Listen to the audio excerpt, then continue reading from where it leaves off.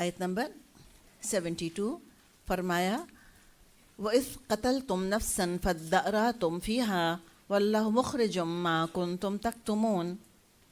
اور تم کو یاد ہے وہ واقعہ جب تم نے ایک شخص کی جان لی تھی، پھر اس کے بارے میں جھگڑنے اور ایک دوسرے پر قتل کا الزام تھوپنے لگے تھے، اور اللہ نے فیصلہ کر لیا تھا جو کچھ تم چھپاتے ہو اس کو وہ کھول کر رکھ دے گا۔ تو یہاں پر ایک واقعے کا ذکر آ رہا ہے کہ انہوں نے کسی کو قتل کر دیا۔ کس نے قتل کیا پتہ نہیں چل رہا تھا، تو موسیٰ علیہ السلام کے پاس آئے اور کہا کہ ہمیں بتائیں کہ بھئی اس کا قاتل کون ہے۔ اللہ کے حکم سے کیا ہوا کہ مردہ زندہ ہوا، زندہ ہو کے اس نے، یعنی مقتول زندہ ہو گیا، the murdered one زندہ ہوا، اس نے قاتل کا نام بتایا اور پھر وہ دوبارہ مر گیا۔ اور یہ کیسے ہوا؟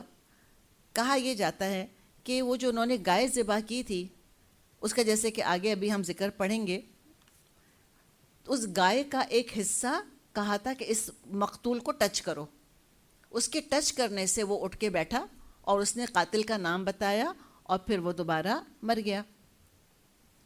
تو یہ اس کا ذکر ہے کہ اللہ تعالیٰ نکالنا چاہتا تھا تم جو چھپا رہے تھے، فَقُلْنَا تو ہم نے کہا اضربوہ ببعضہا، ہم نے حکم دیا کہ مقتول کی لاش کو اس کے ایک حصے سے ضرب لگاؤ۔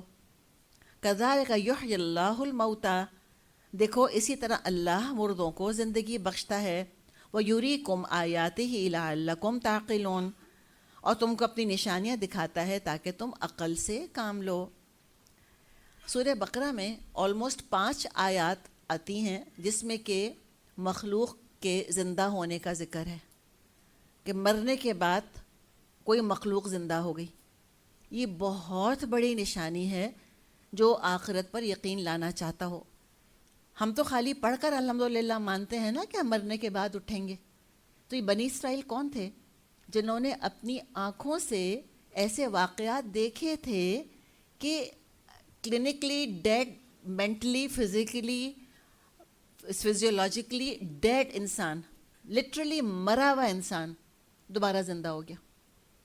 اور سوچے کہ یہ مردوں کو زندہ ہوتے دیکھا تب بھی آخرت کو نہیں مانتے تھے، اس سے بڑھ کر کیا نشانی ہو۔ بعض دفعہ ہمیں بھی یہ خیال آتا ہے کہ اللہ تعالیٰ کو نشانی دکھا دینا تو سارے ٹھیک ہو جائیں۔ آئی وش کیسا ہوتا، آئی وش کہ کوئی ریسیپی ہوتی کہ ایسے کرو تو لوگ ایمان لے آئیں گے۔ آئی وش کے اوپر سے ٹھونسی جانے والی چیز ہوتی ایمان۔ یہ ٹھونس نہیں سکتے، یہ تو اندر سے دل کھلتا ہے، دل نرم پڑتا ہے، دل اللہ کے آگے جھکتا ہے، انسان روتا ہے، ہاتھ اللہ کے آگے پھیلاتا ہے، تب کہیں جا کے یہ ایمان کی دولت جو ہے وہ انسان کو نصیب ہوتی ہے۔ تو انہوں نے اتنی بڑی بڑی نشانیاں دیکھ لیں، اس کے باوجود نہ مان کر دیے۔ سو افسوس ان کے حال پہ۔ ثم قست قلوبکم من بعد ذلک، مگر ایسی نشانیاں دیکھنے کے بعد بھی آخر کار تمہارے دل سخت ہو گئے۔ اور کہ ثم آ رہا ہے، ف نہیں آیا، قست نہیں آیا۔ ف کا مطلب ہوتا فوراً، ثم کا مطلب کیا ہے؟ ٹائم لگا، ہوتے ہوتے ہوتے ہوتے وقت کے ساتھ ساتھ پتھر سے پتھر ہوتے چلے گئے تمہارے دل، فوسلائز ہو کے رہ گئے۔ یہ ہوتا ہے، قومیں فوسلائز ہو جاتی ہیں، سخت ہو جاتے ہیں ان کے دل، ذکر سن سن کے بھی اللہ کا کہتے ہیں اچھا بھائی اتنی دفعہ سنا ہوا ہے، سخت ہو گئے، پتھر ہو گئے تمہارے دل۔ بلکہ کیا فرمایا؟ فَهِيَ كَالْحِجَارَةِ أَوْ أَشَدُّ قَسْوَةً، پتھروں کی طرح سخت، بلکہ سختی میں کچھ ان سے بھی زیادہ بڑھے ہوئے۔ یعنی کہ یہاں دیکھیں اللہ پتھروں کی تعریف کر رہا ہے، آگے جو ہم پڑھیں گے۔ پتھروں میں خیر ہے لیکن بگڑا ہوا دل کوئی خیر نہیں رکھتا کسی قسم کی۔ اللہ کی شریعت کا کھیل بنایا، اللہ کی بات نہیں مانی، تماشے کرتے رہے، استہزاء کرتے رہے، ہر چیز جو ہے وہ ان کے دل پر اثر انداز ہوتی رہی۔ عمل جو ہے یہ ویکیوم میں نہیں ہوتا، کسی اور پر کیا اثر ہوگا؟ یقین جانیں اپنے عمل کا سب سے زیادہ اثر تو میں خود قبول کرتی ہوں، دوسروں کو تو چھوڑیں، انوائرمنٹ کے اندر کیا خوبی، کیا خامی، کیا چیز جو ہے وہ کہ بھیجی جا رہی ہے، وہ تو الگ کہانی ہے۔ اپنا سچ بولنا اپنے اوپر اثر انداز، اپنا جھوٹ بولنا اپنے اوپر اثر انداز، اللہ کو یاد کرنے کا فائدہ اپنے اوپر، اللہ کو نہ یاد کرنے کا نقصان اپنے اوپر۔ تو بات تو ساری کی ساری پہلے اپنی ہے۔ وہ جو شعر یاد آتا ہے واقعی کہ تو اگر میرا نہیں بنتا نہ بن، اپنا تو بن، اپنا تو خیال کریں، اپنے بارے میں تو سوچیں۔ انہوں نے کیا، کس کا کیا بگاڑا، انہوں نے کیا بگاڑ لیا موسیٰ علیہ السلام کا، ان کی بات نہ مان کر؟ کتنا ان کا صبر آزمایا ہے انہوں نے، اللہ کا کیا بگاڑ لیا؟ کچھ بھی تو نہیں بگاڑا، خود ایک نشان عبرت بن کر رہ گئے۔ اور سب سے بڑی سزا جو اللہ نے دی، اللہ نے ان کو جان سے نہیں مار دیا، اللہ نے ان کے دل سخت کر دیے۔ یہ دلوں کی سختی، اور کیسی سختی ہے کہ پتھروں سے بڑھ کر ان کے دل سخت ہو گئے۔ فرمایا وَإِنَّ مِنَ الْحِجَارَةِ لَمَا يَتَفَجَّرُ مِنْهُ الْأَنْهَارُ، بلکہ پتھروں میں سے تو کوئی ایسا بھی ہوتا ہے جسے چشمے پھوٹ بہتے ہیں۔ وَإِنَّ مِنْهَا لَمَا يَشَّقَّقُ فَيَخْرُجُ مِنْهُ الْمَاءُ، کوئی پھٹتا ہے اس میں سے پانی نکال آتا ہے۔ وَإِنَّ مِنْهَا لَمَا يَهْبِطُ مِنْ خَشْيَةِ اللَّهِ، اور کوئی ایسا ہوتا ہے جو اللہ کے خوف سے لرز کر گر پڑتا ہے۔ وَمَا اللَّهُ بِغَافِلٍ عَمَّا تَعْمَلُونَ، اللہ تمہارے کرتوتوں سے غافل نہیں ہے۔ تو اتنے یہ سخت ہو گئے، کہا پتھروں سے بھی زیادہ سخت۔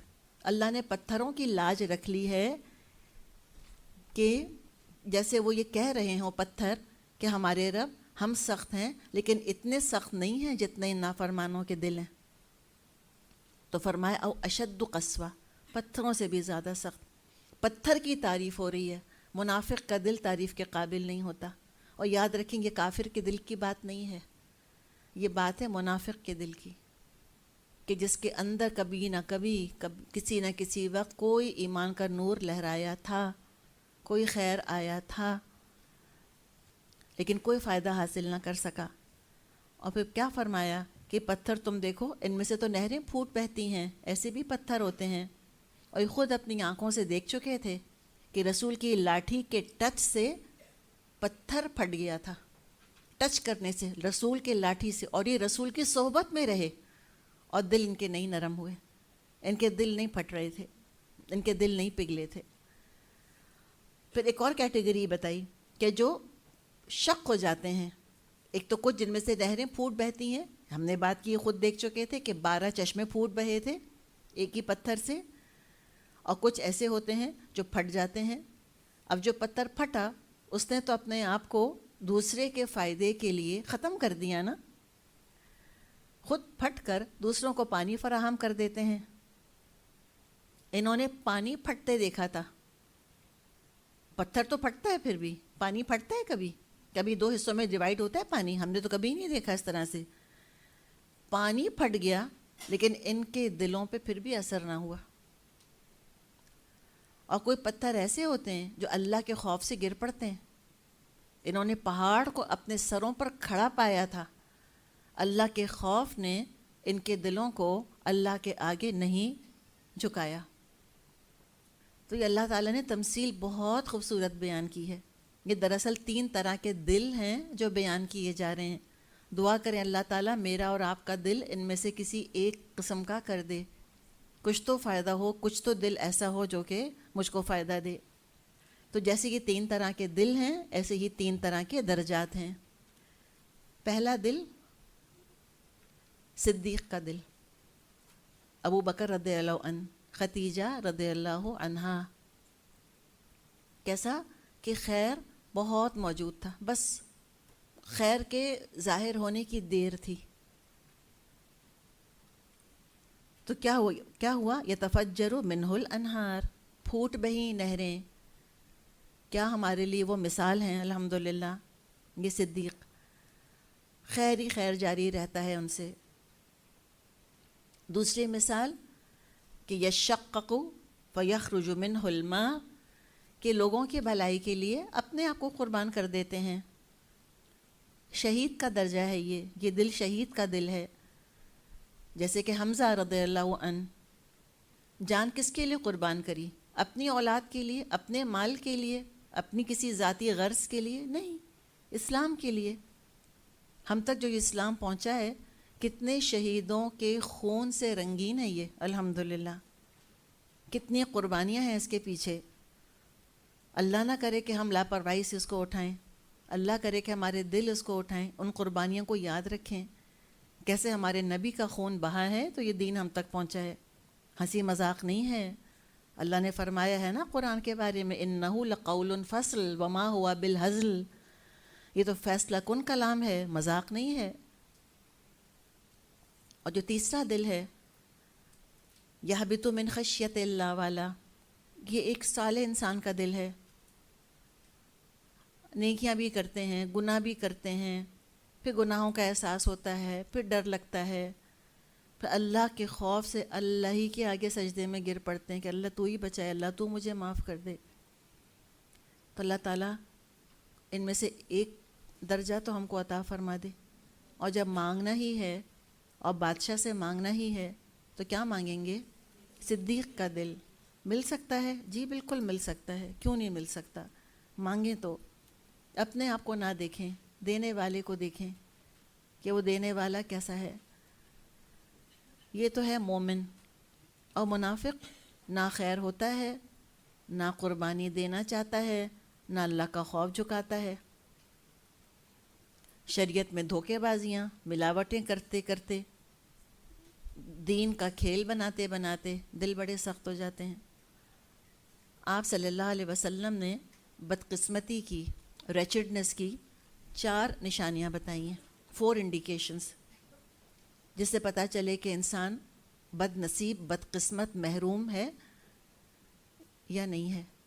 تو 4 علامت کیا بتائی ہیں؟ ان میں سے ایک ہے جمود العین۔ جماعت سمجھتے ہیں؟ جم جانا آنکھوں کا۔ کیسے جم جانا؟ کہ آنسو نہ آئیں۔ کس کے لیے آنسو نہ آئیں؟ واٹس ایپ میں لائکس کم ہو گئیں، اس پہ تو سب رو لیتے ہیں خوب اچھی طرح سے، اس کی بات نہیں ہے۔ درجی نے کپڑے خراب کر دیے، کتا مر گیا، نہیں، اس کی بات نہیں ہے۔ بات کس کی ہے؟ کہ اللہ کے دین، اللہ کے نام کے ساتھ کبھی آنکھیں بھیگتی بھی نہیں، نہ کبھی اللہ کی محبت میں رونا آیا، نہ کبھی اللہ کے خوف سے رونا آیا، نہ کبھی اپنے گناہوں پہ شرمندہ ہو کر روئے، نہ کبھی قرآن پڑھتے ہوئے رونا ان کو آیا۔ کوئی آنکھیں نہیں بہتی، کوئی نہریں نہیں بہتی ان کی، جمود العین۔ اور دوسرا کیا ہے؟ قسوۃ القلب، دل کا سخت ہو جانا، نہ ہمدردی ہے نہ رحم ہے، جمود العین۔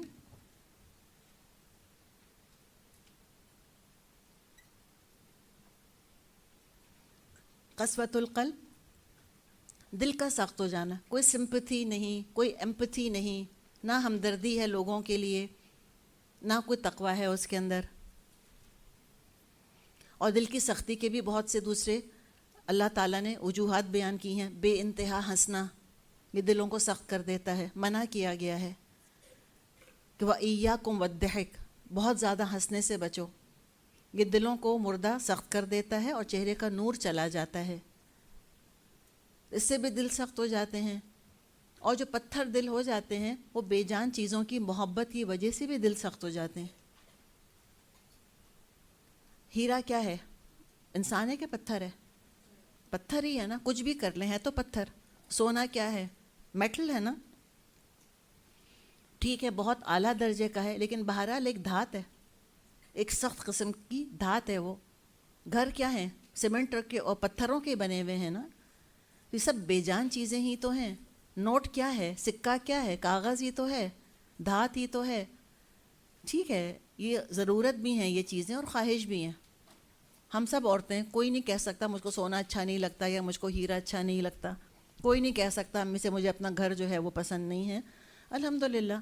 لیکن اتنی انوالومنٹ کہ اٹھتے بیٹھتے بات کریں گے تو اس کے بارے میں، سوچیں گے تو اس کے بارے میں، مقابلہ بازی کریں گے تو انہی چیزوں کے اندر، کسی کی عزت کریں گے تو انہی چیزوں کی وجہ سے، احساس کمتری میں مبتلا ہوں گے تو خالی سونے چاندی گھر کی وجہ سے، گاڑی کی وجہ سے، احساس برتری میں مبتلا ہوں گے تو کسی گاڑی گھر کی وجہ سے، کہ ساری زندگی کا محور مقصد ہی بن کر یہ چیزیں رہ جائیں، مردہ چیزیں۔ تو بدل مردہ نہیں ہوں گے تو کیا ہوں گے؟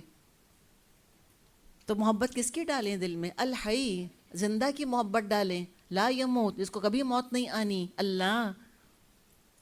اللہ کے نام کے ساتھ استعمال کریں، اللہ کی نعمت سمجھ کے اور ذمہ داری سمجھ کے.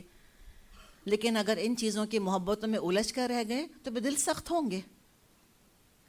پھر طول العمر کا مطلب ہوتا ہے لمبی لمبی امیدیں، مستقبل کی لمبی لمبی باتیں، اور دنیا کی حرص، وہ سب اس کے اندر ہی آ گیا نا. اور کراہیت الموت بھی آتا ہے بعض روایات میں کہ اتنا دل لگ گیا دنیا میں کہ موت کا سوچ نہیں سکتے. کیوں نہیں سوچ سکتے؟ اس لیے کہ آگے بھیجا ہی کچھ نہیں ہے، کوئی ٹائم کبھی انویسٹ کیا ہی نہیں آخرت کے لیے، کچھ لگایا ہی نہیں، نہ وقت، نہ پیسہ، نہ عقل، نہ صلاحیت. تو پتہ ہے خالی ہاتھ ہیں، کریں گے کیا جا کے آخرت میں؟ ہے ہی کیا پاس پلے؟ ملے گا کیا وہاں پہ؟ کچھ نہیں ملنا. تو کہتے ہیں سلوشن کیا ہے؟ آسٹرچ ایٹیٹیوڈ، کہ مرو ہی نہ، مرنے کا ذکر ہی نہ کرو. تو یہ جن کا اللہ تعالیٰ نے جن خرابیوں کا ذکر کیا ہے، اور بنی اسرائیل کا قصہ اللہ نے سنایا ہے ہم کو، تو بتایا ہے کہ بنی اسرائیل کے دل سخت کیسے ہوئے تھے. اسی طرح ان کے دل سخت ہو گئے تھے. اب ہو کیا رہا تھا مدینے میں؟ کلمہ پڑھنے والے بعض مسلمان یہودیوں کے ساتھ اٹھتے بیٹھتے تھے، تو ان کے ساتھ اٹھتے بیٹھتے، ان کی صحبت میں رہنے کی وجہ سے بعض مسلمانوں کے اندر یہی چیزیں پیدا ہو رہی تھیں، یہ ساری صفات پیدا ہو رہی تھیں. اور وہ مسلم سے کیا بن رہے تھے؟ منافق بن رہے تھے. وہ ڈیوالو ہو رہے تھے، ریگریس کر رہے تھے پروگریس کرنے کے بجائے. تو وارن کر دیا گیا مسلمانوں کو کہ دیکھو تم ذرا بچ کے رہنا. اور میرے اور آپ کے لیے بھی کچھ وارننگ کم نہیں ہے. کوئی محفل ایسی نہ سجایا کریں جس میں کبھی اللہ کا نام ہی نہ آئے، صرف دنیا دنیا دنیا کی باتیں کریں اور اٹھ کے چلے گئے. یہ نہ کریں. اس کے بارے میں حدیث میں آتا ہے کہ ایسے لوگوں کی مثال جو صرف دنیا کی باتیں کر کے اٹھ جاتے ہیں، جیسے کہ مردار کھایا اور اٹھ گئے. مردار سمجھتے ہیں؟ کیرین، ڈیڈ میٹ کھایا اور چلے گئے. تو اللہ کا نام یہ دلوں کی زندگی ہے، ایمان دلوں کی زندگی ہے.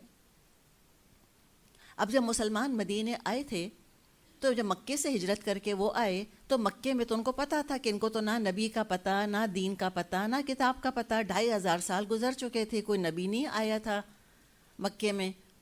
جب مدینے مسلمان آئے تو ان کو بہت امید تھی کہ یہ اہل کتاب جو ہیں جیوز، یہ تو اللہ کو مانتے ہیں، نبیوں کو مانتے ہیں، کتاب ان کے پاس ہے، آخرت کو مانتے ہیں، یہ تو فوراً ہمارے ساتھی بن جائیں گے. جو جیسا ہوتا ہے نا وہ دوسرے کو ویسے ہی سمجھتا ہے. وہ خود اتنے بھولے سیدھے معصوم تھے، جیسے ہی حق ان کے سامنے آیا تھا انہوں نے قبول کیا تھا. ان کو پکا یقین تھا کہ جیوز جیسے ہی سنیں گے نا کہ اچھا یہ تو وہی نبی ہے جس کا ہمیں انتظار تھا، یہ فوراً اسلام قبول کر لیں گے. تب مسلمانوں کو ذرا ان کی تاریخ بیان کر کے تسلی دی جا رہی ہے اور بتایا جا رہا ہے مسلمانوں کو کہ دیکھو اپنی توقعات کو تم حقیقی بنا کے رکھو. Manage your expectations. ریئلسٹک ہو کے دیکھو، آئیڈیلسٹک ہو کے مت دیکھو. جو دل نعمتوں کے بعد سخت ہوں وہ شاید ہی کبھی پگھلیں. آزمائشوں کے بعد نعمتیں ملنے پر جو دل سخت ہو جائیں وہ کبھی نہیں پگھلیں گے. تو کبھی کوئی مشکل آ کر دور ہو اور زیادہ اللہ سے قریب ہونے کی کوشش کریں. تو ان کا بیک گراؤنڈ بتا دیا.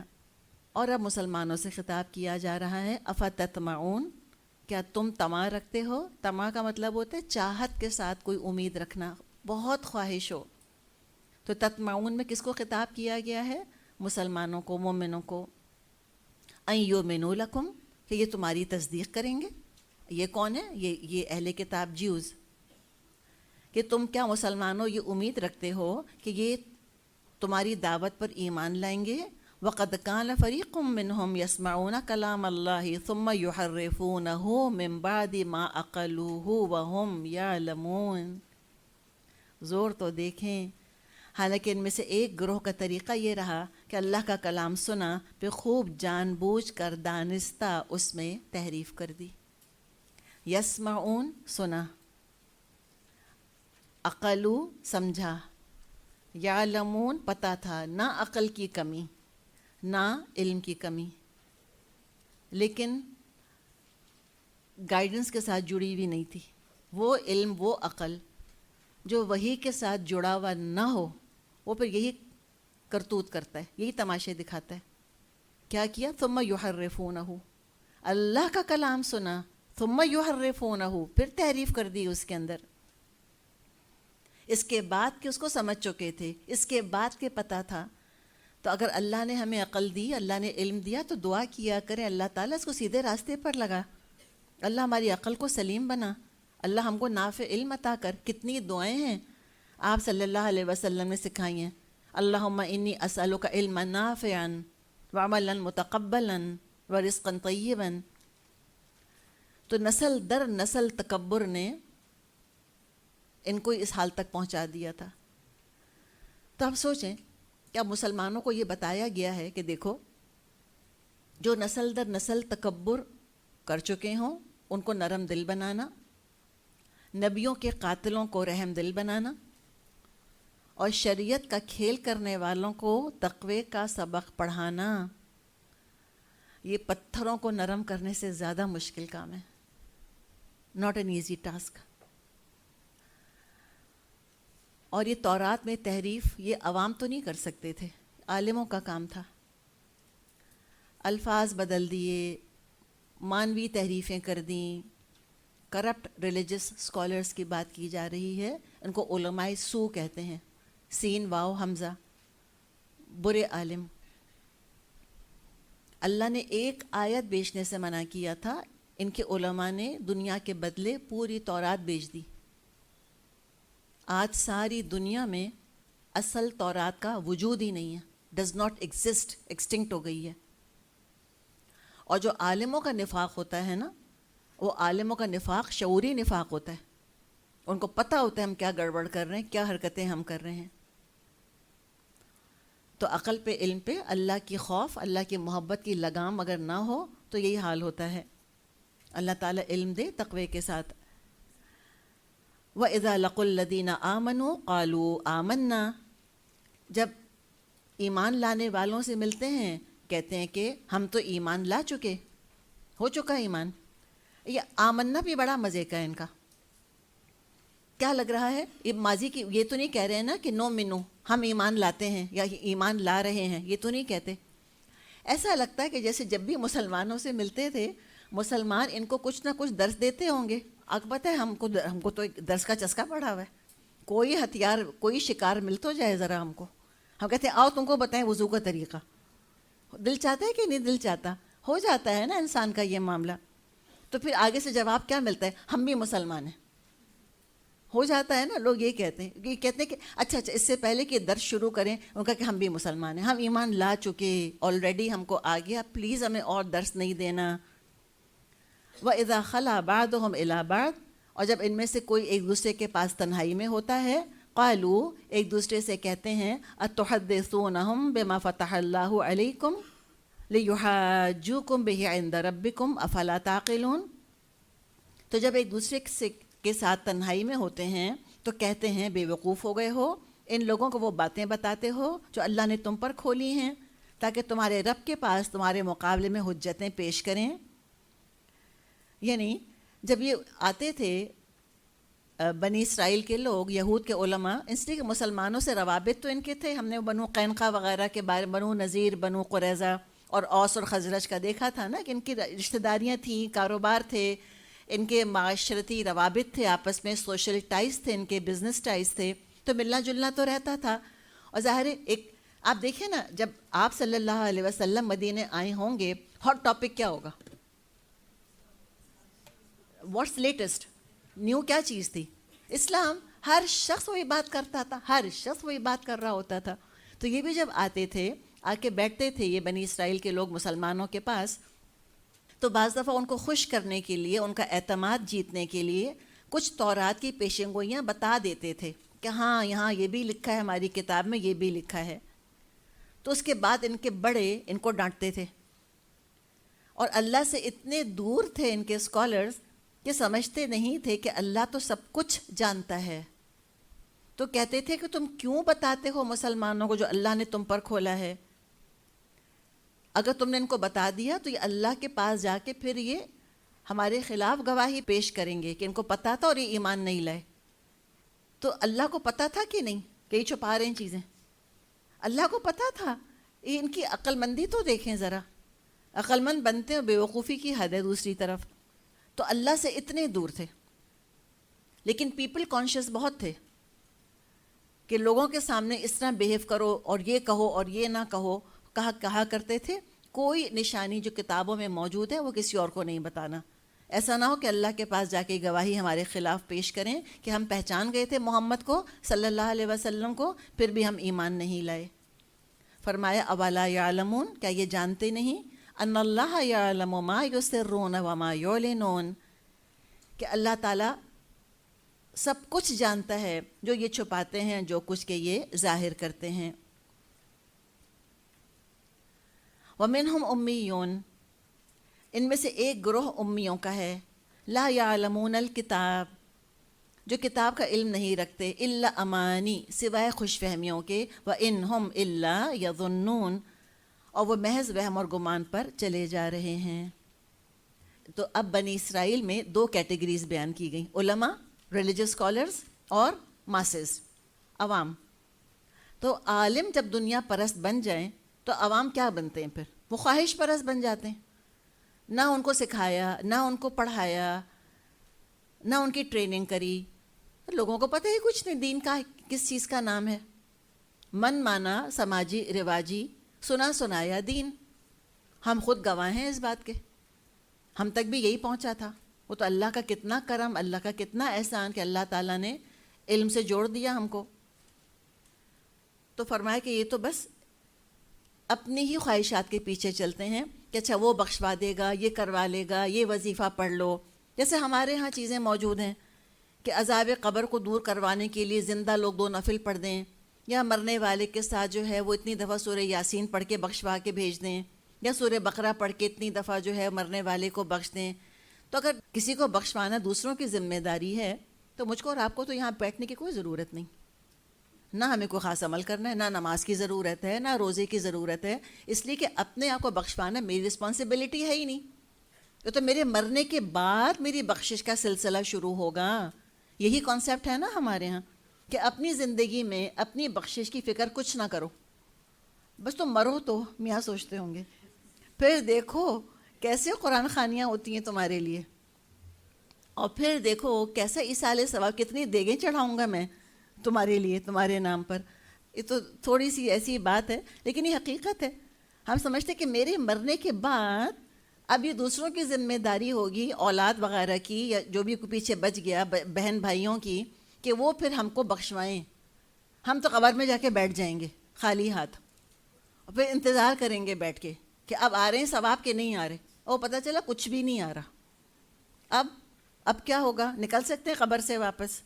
کوئی نہیں نکل کر آیا جو آ کر بتائے. تو اپنے آپ کو بخشوانا اپنی ذمہ داری ہے. کسی کی باتوں میں کبھی نہ آئیں کہ اتنی دفعہ یہ پڑھ کے بخش دیا، اتنی دفعہ وہ پڑھ کے بخش دیا. کبھی دیکھیں تو جا کے ہمارے یہاں موت کے وقت ہوتا ہے کیا گھروں کے اندر، اور یقیناً دیکھا ہوگا آپ نے کیا کچھ کر رہے ہوتے ہیں ہم. اور وہ عین دین سمجھا جاتا ہے. اگر اس کو روکا تو کہیں گے مر گئے مردود، نہ فاتحہ نہ درود، کہ اماں مر گئیں، اتنے کنجوس ہیں بیٹے، سویم پہ بریانی نہیں کھلائی ہم کو. بعض لوگ کھانا نہیں پکاتے سویم کے دن، کہتے ہیں وہاں کھانا ملے گا نا، اور جب نہیں ملتا تو بہت مایوس ہوتے ہیں، کہتے ہیں لو کچھ پکایا بھی نہیں تھا ہم سویم میں گئے، کچھ ملا بھی نہیں کھانے کو وہاں پر. تو یہ ہے دراصل، یہ ہے خواہش پرست عوام جس کا ذکر کیا جا رہا ہے. تو بس سنی سنائی باتیں، اور یہ ہلاکت کا نسخہ بیان کر دیا اللہ تعالیٰ نے. نمبر 1 کتاب کا علم نہ ہونا، کتاب کا کوئی علم نہیں ہونا. اور ہم سمجھتے ہیں کہ قرآن پڑھنا چوائس ہے، کوئی ٹائم ہوگا تو پڑھ لیں گے، ٹائم نہیں ہوگا تو چھوڑ دیں گے. کہاں ہے یہ چوائس؟ کوئی چوائس نہیں ہے. تو کتاب کا علم نہ ہونا ہلاکت ہے. خواہش کو اللہ کی شریعت سمجھنا، اور دلیل کے بجائے، کسی سالڈ پروف یا لاجک کے بجائے بس خیالات کی پیروی. میرا خیال ہے، آئی تھنک سو، فلاں کہہ رہا تھا، وہ یہ کہہ رہا تھا، ہمارے خاندان میں. اس طرح کی باتیں ہوتی رہتی ہیں. جی ہاں، خواہشات کو شریعت سمجھنا، اور نمبر 3 دلیل کے بجائے خیالات کی پیروی کرنا. خیالات کی پیروی کیا؟ میرا خیال ہے، میرا نہیں خیال کیسا ہوگا، میں نے یہ سنا، ہمارے خاندان میں ایسا ہوتا ہے. تو عوام کا اگر یہ حال ہو چکا ہو اور کوئی حق پرست اگر عالم موجود ہوں تو پھر بھی اصلاح ہو جاتی ہے. لیکن عالم خود بکے ہوئے ہوں تو پھر سوچیں نا کہ رڈر لیس شپ ہے نا، پھر تو کیپٹن ہی نہیں ہے اس جہاز کا، وہ ڈوبے گا ہر حال میں. تو اب ان کا حال کیا تھا، ان کے علماء کا؟ تو یہ امیون کہہ کے تو عوام کا حال بیان کر دیا. کچھ پتہ ہی نہیں ان کو، تو وہ تو ہیں بیچارے بالکل ان پڑھ. اب آگے علماء کا ذکر ہے، ریلیجس اسکالرس، اور ویل کا اللہ نے ذکر کیا ہے بار بار. ہلاکت ہے اور ہلاکت ہے اور ہلاکت ہے ان کے لیے. فَوَيْلٌ لِّلَّذِينَ يَكْتُبُونَ الْكِتَابَ بِأَيْدِيهِمْ، بس ہلاکت اور تباہی ان کے لیے جو اپنے ہاتھوں سے کتاب لکھتے ہیں. کتاب سے مراد ہے احکامات میں تبدیلیاں کرتے ہیں. ثم یقولون، پھر کہتے ہیں ھذا من عند اللہ، یہ اللہ کی طرف سے آئی ہے. جھوٹ، ایک تو دھوکہ، اوپر سے جھوٹ. کیوں کرتے ہیں؟ لیشتروا بہ ثمنا قلیلا، تاکہ اس کے بدلے تھوڑا سا کچھ فائدہ حاصل کر لیں. تو تعلیمی یافتہ طبقہ جب خود گمراہ ہو جاتا ہے تو پھر بہت مشکل ہے معاملہ. تو منافق کے پاس پتہ چلا کہ منافق کے پاس جب علم آ جاتا ہے تو بالکل بے ضمیر ہو کے وہ علم بیچتا ہے اچھی طرح سے، اور خوب علم بیچ کے دنیا کماتا ہے. فَوَيْلٌ لَّهُم مِّمَّا كَتَبَتْ أَيْدِيهِمْ، تو ہلاکت اور بربادی ہے ان کے لیے جو ان کے اپنے ہاتھ لکھتے ہیں. اللہ کی شریعت میں تبدیلیاں کیں، تورات کو میں تحریفیں کیں. وَيْلٌ لَّهُم مِّمَّا يَكْسِبُونَ، اور تباہی ہے ان کے لیے، ہلاکت اور تباہی ہے ان کے لیے اس کمائی سے جو انہوں نے اپنے لیے کمایا. یکسبون، کیا کمایا؟ جو اعمال کمائے یا جو دولت کمائی اللہ کی آیات کو بیچ بیچ کے، سب کے لیے کیا ہے؟ تباہی ہی تباہی ہے ان کے لیے. اللہ تعالیٰ مجھ کو اور آپ کو اپنی پناہ میں رکھے، اور اپنے علماء کے لیے پلیز ہم دعا کیا کریں کہ اللہ تعالیٰ ہمارے حق پرست علماء ہوں، ہدایت یافتہ علماء ہوں، اللہ کرے. یہ حرکتیں ہیں ساری، عوام کی بھی اور علماء کی بھی. اور خوش فہمیاں دیکھیں ذرا. وقالو، اور کہتے ہیں لن تمسنا النار الا ایاما معدودہ، کہ کہتے ہیں کہ ہم کو تو دوزخ کی آگ ہرگز نہیں چھوئے گی مگر گنتی کے چند دن.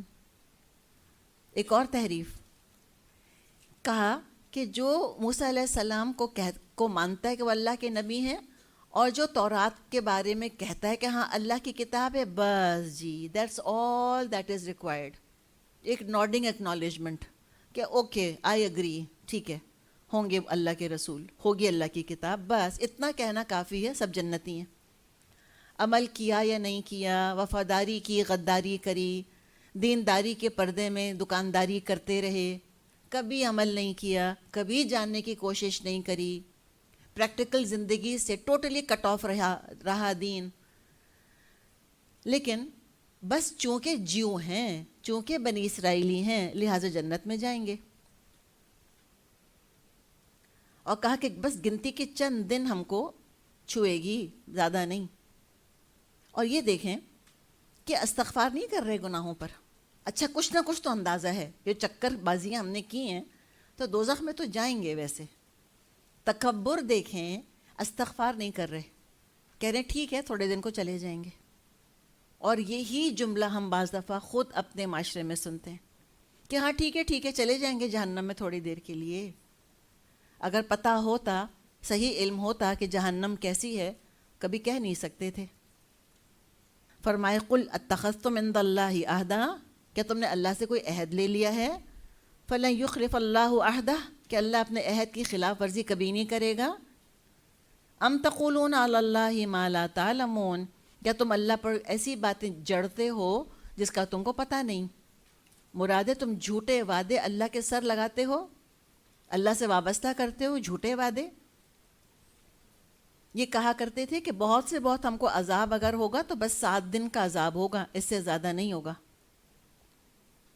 کچھ کہتے تھے جتنے عرصے ہم نے بچھڑے کی پرستش کی ہے بس اتنے ہی دن رہیں گے جہنم میں، اس سے زیادہ نہیں رہیں گے۔ یہ بخاری میں حدیث ہے۔ ایک دفعہ آپ صلی اللہ علیہ وسلم نے خیبر کے یہودیوں سے کئی سوال کیے۔ ان یہودیوں سے آپ صلی اللہ علیہ وسلم نے پوچھا من اہل النار، بتاؤ جہنمی کون ہے؟ انہوں نے جواب دیا ہم اس میں تھوڑی دیر رہیں گے، اس کے بعد اس میں تم ہماری جگہ لے لو گے۔ تو آپ صلی اللہ علیہ وسلم نے فرمایا اخسؤ فیہا، دور ہو، دفع ہو یہاں سے، واللہ لا نخلفکم فیہا ابدا، ہرگز ہم تمہارے پیچھے جہنم میں نہیں ڈالے جائیں گے کبھی بھی۔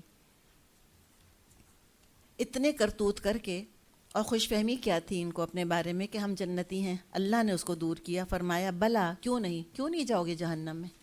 من کسب سیئۃ، جس نے کمائی ایک برائی، اور انہوں نے ایک برائی کمائی تھی، تحریف انہوں نے کری، قتل نبیوں کو انہوں نے کیا، تنگ انبیاء کو انہوں نے کیا، عمل انہوں نے نہیں کیا۔ کہا یہ تو بڑے بڑے کرتوت ہیں بھائی، ایک برائی جس نے کمائی، وَأَحَاطَتْ بِهِ خَطِيئَتُهُ فَأُولَئِكَ أَصْحَابُ النَّارِ هُمْ فِيهَا خَالِدُونَ۔ جو بھی بدی کمائے گا اور اپنی خطا کاری کے چکر میں پڑا رہے گا وہ دوزخی ہے اور دوزخ ہی میں وہ ہمیشہ رہے گا۔ سیئہ یہاں کیا ہے؟ کفر اور شرک۔ جس نے غلط عقیدے کے ساتھ اعمال کمائے، وہ اعمال ایک جال بنتے چلے جائیں گے اس کے چاروں طرف، اور وہ ان میں قید ہو کے رہ جائے گا۔ ایک برا عمل دوسرے برے عمل کو پکارتا ہے، دوسرا برا عمل تیسرے برے عمل کو پکارتا ہے۔ ایک دلدل ہے یہ گناہ، پھنستے چلے جاتے ہیں اس کے اندر، اور برے سے برے اعمال کرتے چلے جاتے ہیں۔ تب یہ بگاڑ درست کیسے ہوگا؟ درست ایسے ہوگا کہ ایمان لائے انسان۔ والذین آمنوا وعملوا الصالحات، اور جو لوگ ایمان لائے اور جنہوں نے نیک اعمال کیے۔ عمل صالح پہ ہم کافی بات کر چکے الحمدللہ۔ اولئک اصحاب الجنہ، وہ جنت میں رہنے والے ہیں، ہم فیہا خالدون، اس میں وہ ہمیشہ رہیں گے۔ اللہ تعالیٰ مجھ کو اور آپ کو اسی کیٹیگری میں شامل فرمائے۔ اللہ تعالیٰ ہمیں ایمان دے، ایمان کے لیے بھی علم ضروری ہے۔ اللہ عمل صالح کی توفیق عطا فرمائے، عمل صالح کے لیے بھی علم ضروری ہے۔ تو اللہ ہمیں نافع علم عطا فرمائے۔ آخر دعوانا ان الحمد للہ رب العالمین۔